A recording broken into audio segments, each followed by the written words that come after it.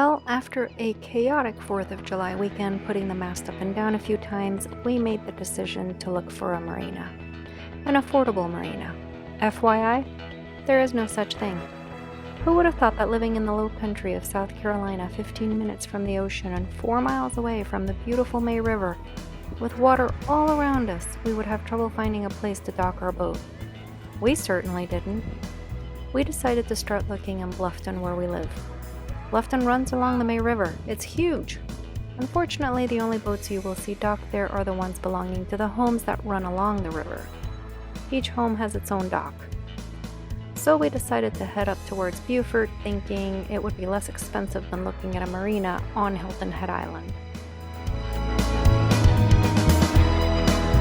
We are in Beaufort, South Carolina, and this is the Safe Harbor Marina. And this is quite possibly where Ourper Diem is going to find a home. It's a very nice place. But unfortunately, it did not end up working out because it's about 40 minutes from our house and we wanted to find a place much closer to home so we'd take more advantage of sailing. So we had no choice but to look on Hilton Head. The man who sold us the boat docked it at one of the marinas on the island, and it just so happened to be the least expensive and closest to our house. We thought it was a done deal. I mean, he docked the boat there for a few years he owned it. What could possibly go wrong? We are at the Hilton Head Harbor RV and Marina, where we are going to be parking our per diem. I guess I should quit saying parking and start saying mooring. I need to learn all this sailing lingo. So pretty. Oh goodness, the smell of this water. Low country pluff mud smell is crazy. That's why I was saying you might want to look at it first before you decide to do that. To me personally, I wouldn't recommend it. This is the 25 footer? Yeah. I mean, there's like no water in there. And it's not even low tide yet. It's not full low tide. So I say you go to hot water. Barely hot water. I think the fact there were absolutely no other sailboats in the entire marina should have probably been a clue. Donovan even said as much when we first arrived and waited for the harbor master to give us the tour. Wow. That's why I say before you sign up for something, I'll show you. So in the dead center of that hole, it's about 1.5 feet. That shrimp boat there. Well, I guess we figured out why the bottom of our boat and the keel looked so rough.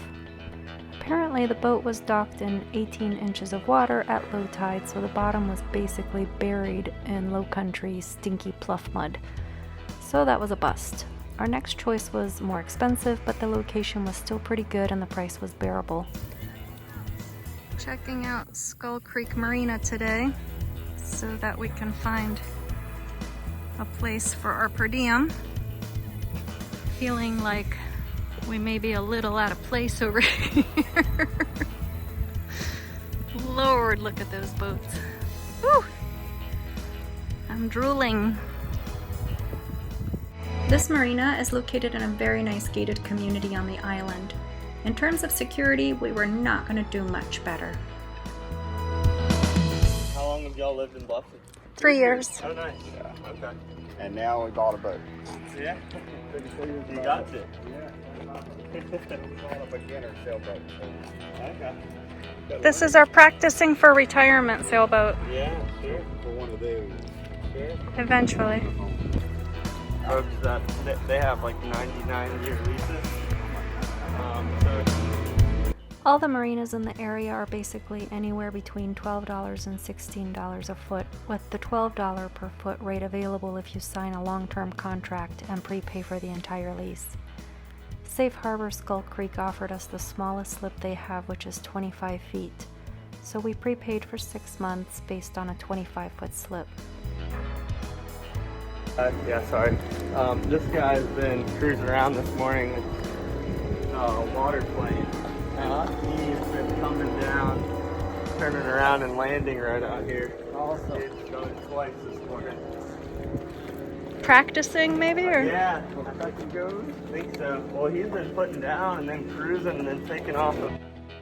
Our slip is the third one from the last on the entire marina, which meant a lot of extra steps if we forgot something in the car. They do have golf carts and other little carts to transport all your things. They have awesome air-conditioned bathrooms with showers, a restaurant, and a little shop.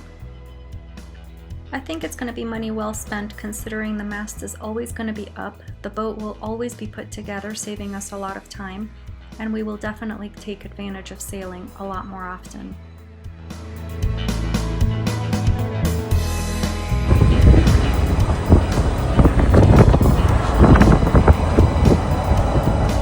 Bringing our per diem home. We got a new battery today, and we are going to put all the wood back in place now that Donovan's spent hours sanding and staining and fixing.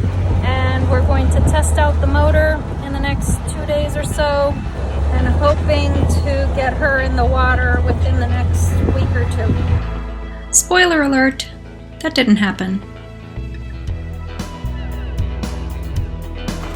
So this is our new used 1981, and I believe it's the stern pulpit. Catalina Direct sells it for $681, and I'm wondering if this is repairable or what is the best website to use to try and maybe find a used one, or any other suggestions or advice. This is broken. Thank you much. We called a few welding places around town to get quotes on bending back the stanchion and fixing the screw plate. Bending stainless steel has to be done by a professional or you risk affecting the grade of the metal, which could in turn weaken it. There is a chance that it could be done incorrectly, somebody could lean on the stern rail while sailing, it could break off and may an overboard. So that was not looking like a really good idea, plus the fact that the quotes were pretty high anyway. It almost seemed like a no-brainer to just buy a new pulpit. We found one through Catalina Direct that was around $330 and came with 2 smaller pieces versus 1 long one like we had now. It meant lower shipping rates through UPS. It performs basically the same function as the one we have now, so we just took that route instead. So we purchased a new pulpit because of that right there. That's the culprit. And we're trying to figure out how easy or difficult it is going to be to install. Because that right there on both sides, we need to get to those screws. And Donovan climbed in through these little holes. I would never fit. And he's looking to see, and there's no nuts holding those screws. So it should hopefully be an easy, I just jinxed us, dang it. But we should be able to exchange the pulpit. I just can't believe we fit through there. This man can squeeze into... What? What is that? I have no idea.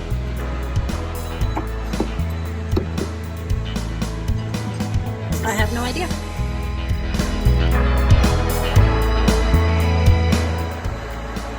Anybody know what these go to?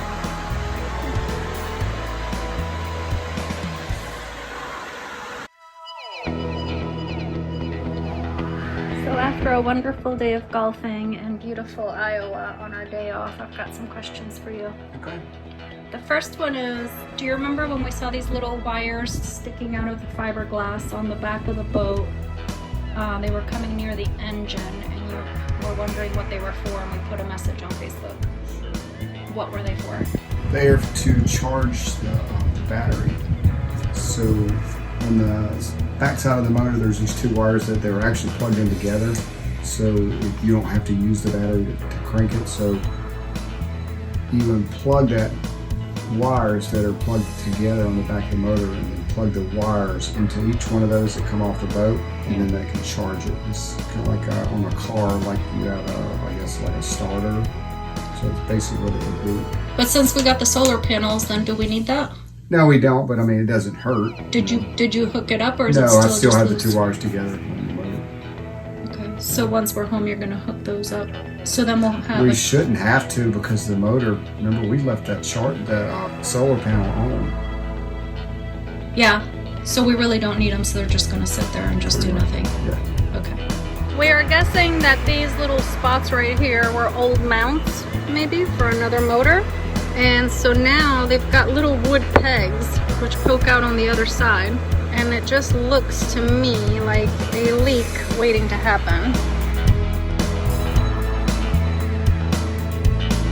So any suggestions on what to do with that would be greatly appreciated. Thank you. I can't remember what you used when on the either side of the motor there were holes in the fiberglass that were all in a row, like 6 on each side, little wood pegs inside. Right. And I think we determined that that was maybe from an old motor mount. I think it was. How'd you fix that? I bought this epoxy. It's like a 2-part epoxy, Starbright or something like that, or West Marine or something. And you would cut it off, and then you would rub it together, and you would roll it like Play-Doh or whatever, and then it would get harder. In Spanish we call it plastilina. Yeah, it would get hard. So I put that in there.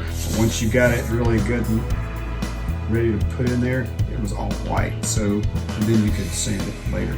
So did you take the wood pegs and replace fill the hole with the whole exactly mush stuff? Yeah. Okay. And then it just dried, and then you just sanded it or buffed it. I sanded it all and then buffed it, and then everything else on the outside of it was good. Okay. All right, so we got a new seal, so no water will go in there.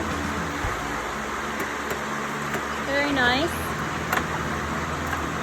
You got the seal on this one too? I don't have enough. 50 more than enough. Oh. Still a little cap. Put the cap on it, but this is for the actual lights right here. For the mast lights. We got the mast lights working, the green and the red. The mast lights are working. And we got the stern light working yesterday. But this whole pulpit's gonna come apart because we bought a new one. Got a bunch of stuff coming from Catalina Direct. Apparently our whole retirement plan is going into this boat. But by golly, we're gonna get it sailing. As hard as Donovan worked on all the teak on the boat, there were some pieces that were cracked and just not salvageable, like the weather board, which goes on the pop-top slider, and one of the pieces of the Companionway trim, which is basically the trim around the doorway into the cabin. The cabin doors, or crib boards, were lost long before we bought the boat, and the replacement ones, the cellar made out of plywood, leaked rainwater into the cabin. So we ended up just replacing the whole entryway into the cabin with plastic trim and doors. It would normally not have been our first choice. Teak is so much prettier, but we have to pick our poison, right?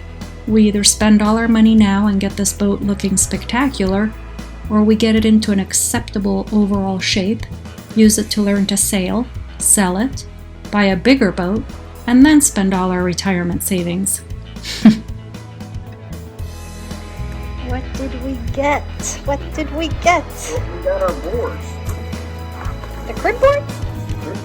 They said that those had like a 8-week delay.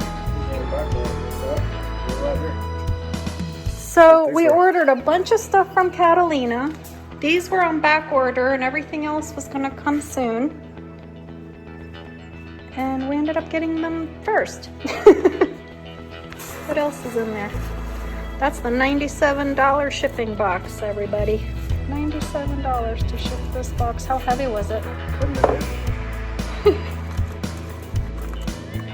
So those are,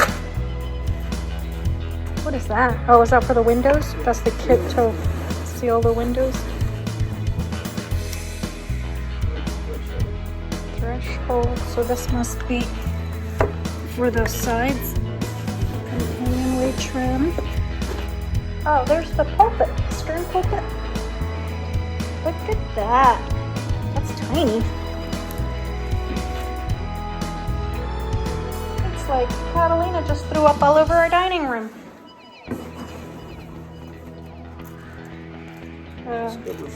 What are those little silver envelopes over there? Like the alcohol cleaning pad. A scupper is a drain that prevents seawater from accumulating in a boat's cockpit, making the boat harder to control. Ours were in terrible shape and water wasn't really draining properly, so Donovan fixed it. Here I put some silicone down in there to even out the actual hose upward so it won't be holding water for a while. Well, here are the old scuppers. Here I am putting the screws in after putting the silicone from Catalina Direct on there. I'm using a screwdriver instead of a drill so I won't overstrip.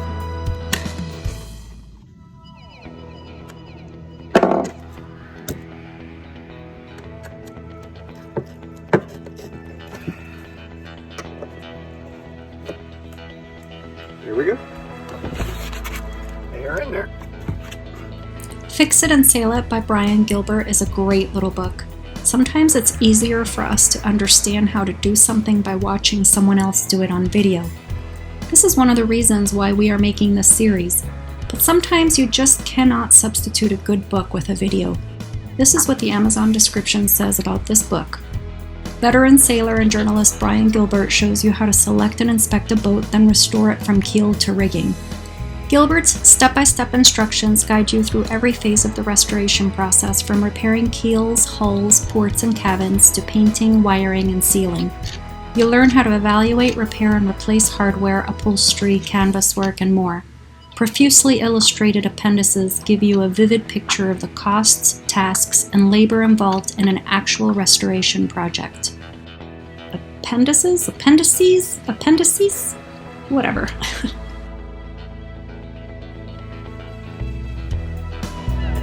Our motor is a 2017 Tohatsu 6-horsepower 4-stroke extended shaft motor. What it means is that it provides all the power you need for motoring in a small craft. This engine provides fuel efficiency and a carrying handle and holding grip, making it really convenient to transport. I think it weighs around 80 pounds.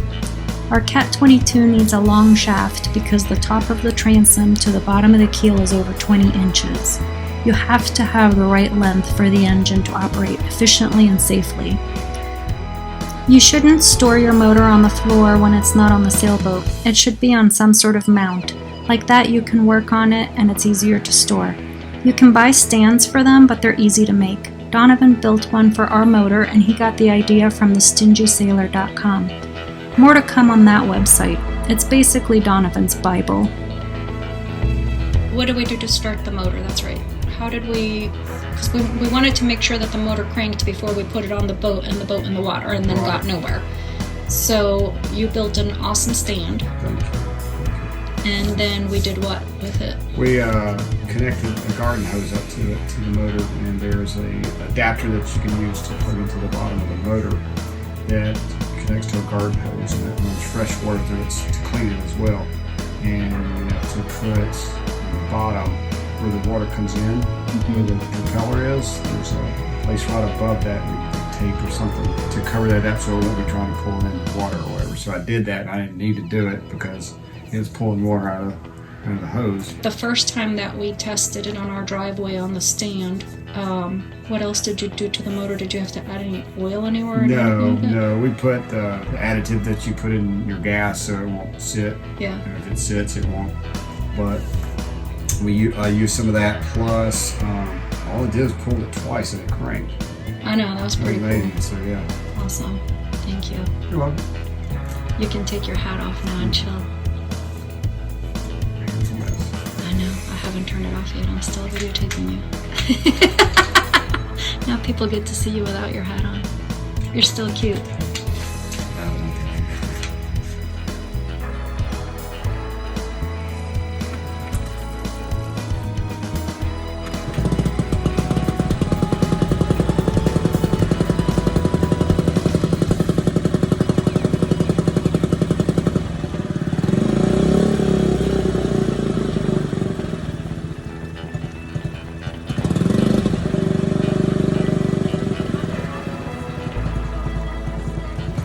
The instructions said to let the motor run for 2 to 5 minutes, so I guess this part of the video is the perfect time for story time. At the time of this video, we had owned the boat for about a month. We decided to take her to a professional boat painter to get a quote. He quoted us $12,000 to paint the whole exterior of the boat. He said that included repairing all the spider cracks and blisters. It didn't take long for us to decide the boat would not get painted. He told us the boat had a few blisters at the water line where the bottom paint starts. Bottom paint, aka anti-fouling paint, is a paint or coating designed to discourage weeds, barnacles, and other aquatic organisms from attaching themselves to the underwater portion of the boat's hull. He then said the keel is in bad shape and needed sandblasting. I'm going to venture a guess it is in bad shape because for the better part of the day it was docked in 18 inches of water at low tide in the fluff mud at the marina where the sailor docked her. First he said, "Don't keep the boat in the water due to the blisters in the paint." Then he said, "Do keep the boat in the water, otherwise the bottom paint will wear out faster when it's exposed to air." I was so confused. We told him we had a Tohatsu 6 horsepower 4-stroke motor, and he immediately said we would never be able to go in reverse, and said we should take her out and bring her back in within 30 minutes on either side of high tide. Well, that's a 6-hour difference between tides. We'd have to stay in the water for 6 hours. The currents would take us to China and we'd never get back to the boat ramp. When I told him we found a slip at Skull Creek, he'd seen numerous boaters crash into other boats trying to get in and out of their slips. It was then I decided to stay away from him.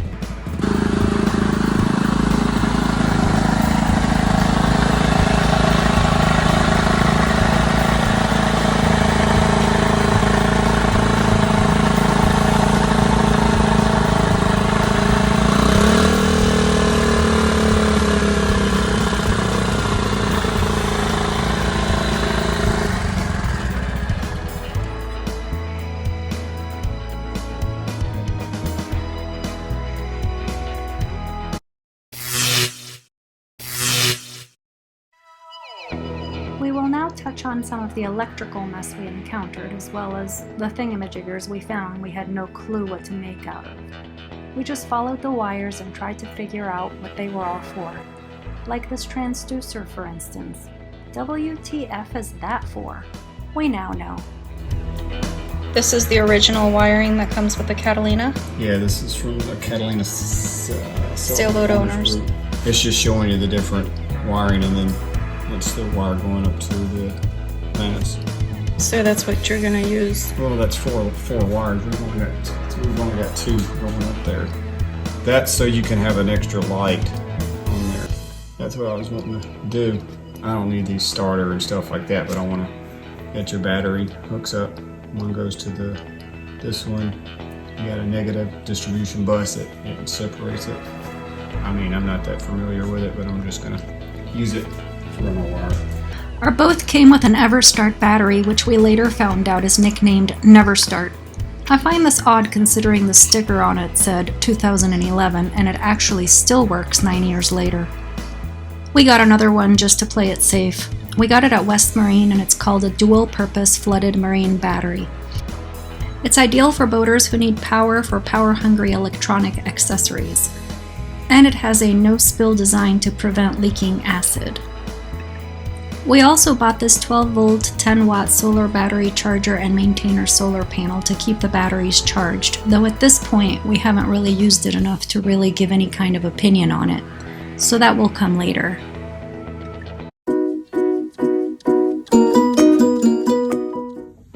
This is the website for the Stingy Sailor, and then you go to projects and electrical, and then which one is it? How to completely rewire your sailboat. And this is what you're going to use to rewire our sailboat. Thank you, Stingy Sailor. Yeah, a lot of good articles. And what's nice about it is, if you go scroll down to the bottom of the article, it has usually the price it cost. No, that's if you can read it. It should be one for right like your Catalina. You scroll up. I don't know if he has a picture. He just bought those things off at eBay. He put lights in there too, which is awesome, and in those Forward hatch? yeah, and the hatches and the forward hatch. That's awesome. That's smart. There's the price, bottom line. Right. So, which is pretty neat. It gives you a price of those. I think he usually has like a link to where to go to with certain items. Like a link of where he bought them? Right. Yeah. Sometimes you can. eBay listing right here. Right. I want red and white lights. So. For the inside of the cabin, you want red and white? Yes, I want it so you can switch between the two colors. That's a good item to get. How much is that? $14.16. Touch panel screen dimmer. Dimmer switch. Controller switch for single color LED lights. See, that's for single color. So if you get a multicolor, you can't use it. So you can buy two of those if you're gonna, do. That's what I'm trying to figure out. Is that like just the remote control? That's all that is. Yeah. This is the actual dimmer. That's the part that connects to it. It's like basically it's like a plug-in for all the wires to connect to it. So I'm looking for lights. I like those lights in the cockpit area. In those storage compartments in the cockpit. Yeah. I like how he has those lights there. If you go back to the Stingy Sailor, that first rewiring, if you look at his diagram, it shows the actual, you got it on solar panels, and then you'll see a picture of the boat where it says diagram. Well, you got the site memorized. All right, so if you click on that, it makes it bigger. There you go. That's what she said. All right, see he's got his LED strips, then he's got those little strip lights there. My thought was you could either do the strips there. These all connected. Okay, they're all going into the dimmer. I was just gonna use the LED strips for those instead of having this dome lights, because I think they're bright enough. Convert your lights to LED bulbs. Click on that one. That's where he's changing all those navigational bulbs. Those are the ones we just bought. Yeah. On eBay. Mm-hmm. They were a lot less costly than on Amazon. What a difference. Oh, I know. See those? Those are the ones we have. Right, but ours are falling apart big time. Well, 40 years old. We could do that. Those little LED things like that, those lights. Yeah. And then you get your red light. It's two colors in one. That's what I was wanting, really. Go back to the projects and then go to interior sewing. Yeah, sewing. Oh Lord, are you going to ask me to learn to sew again? Yeah. Sew your own curtains to separate the bulkhead. That's nice. Mm-hmm. His cushions are awesome. They're blue like we want. And then you put Catalina 22 on it. Oh, there's the motor mount like the one we made. We, you, me, you. I wonder how he learned to do all these things. If you do a search on the internet for Catalina 22 cushions, it comes up. I know, I've seen it so many times. So he's even got the measurements for look at all the. Wow. He's got them down to the art. He tells you how many yards to buy. Nice. Look at that. Sweet.